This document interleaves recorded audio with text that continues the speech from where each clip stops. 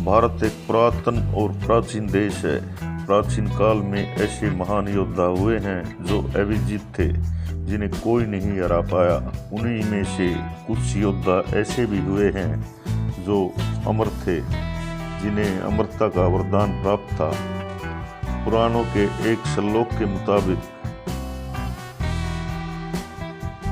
7 चिरंजीवी हैं: हनुमान जी, परशुराम जी, व्यास जी, विभीषण जी, राजा बलि, कृपाचार्य, अश्वत्थामा। इसके बाद श्लोक में एक 8वां नाम और आता है, मार्कंडेय ऋषि, जिनका जाप करने से व्यक्ति निरोगी रहता है और लंबी आयु को प्राप्त होता है। आइए हम इन 7 चिरंजीवियों के बारे में जानने की कोशिश करते हैं। परशुराम जी, इनको भगवान विष्णु का 6वां अवतार माना गया है। महान ऋषि परशुराम जी का जन्म सतयुग में बैसाख माह के शुक्ल पक्ष की तृतीया को हुआ था। इनका नाम पहले राम था। भगवान शिव ने इनकी तपस्या से प्रसन्न होकर इन्हें एक फरसा भेंट किया था, जिसके कारण इन्हें परशुराम कहा जाने लगा था। भगवान परशुराम आज भी अमर हैं। परशुराम जी के पिता का नाम जमदग्नि और माता का नाम रेणुका है। इनका उल्लेख रामायण और महाभारत दोनों में मिलता है। हनुमान जी, भगवान राम के परम भक्त अंजनी पुत्र वीर हनुमान को अमर होने का वरदान प्राप्त है। इनको ये वरदान माता सीता द्वारा प्राप्त हुआ था। इनका वर्णन हमें रामायण काल में और महाभारत काल में भी मिलता है। इनका जन्म त्रेता युग में अंजनी और केसरी पुत्र के रूप में हुआ था। राजा बलि, इनको भी अमरता का वरदान प्राप्त है। राजा बलि ने भगवान विष्णु अवतार वामन देव को अपना सब कुछ दान कर दिया था। इनकी दानशीलता से प्रसन्न होकर भगवान विष्णु इनके द्वारपाल बन गए थे।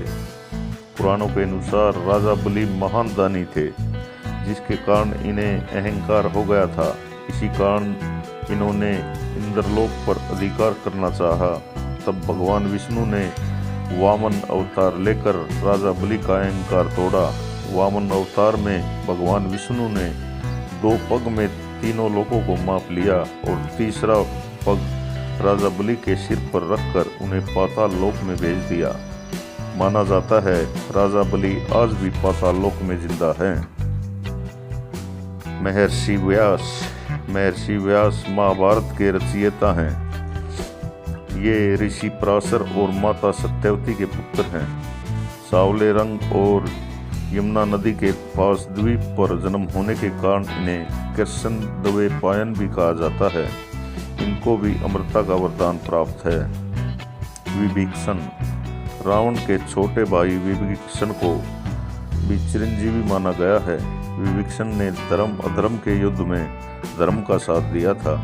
इन्होंने रावण को खूब समझाया था कि वे राम जी से वैर न लें, लेकिन रावण नहीं माना।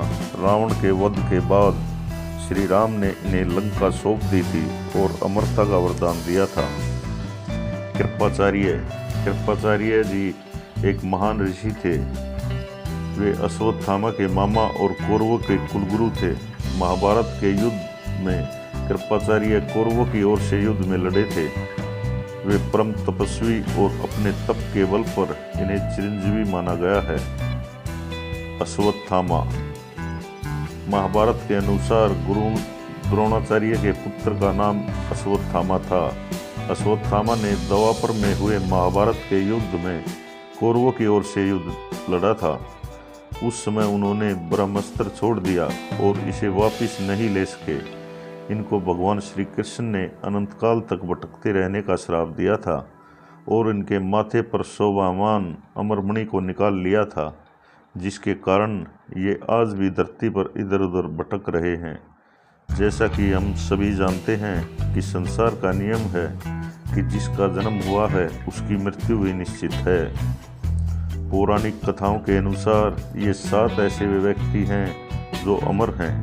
यह सभी किसी न किसी श्राप, नियम या वचन के कारण अमर हैं और इन सभी में अनेक दिव्य शक्तियाँ मौजूद हैं। आशा है इनके बारे में जानकर आपको अच्छा लगा होगा। धन्यवाद।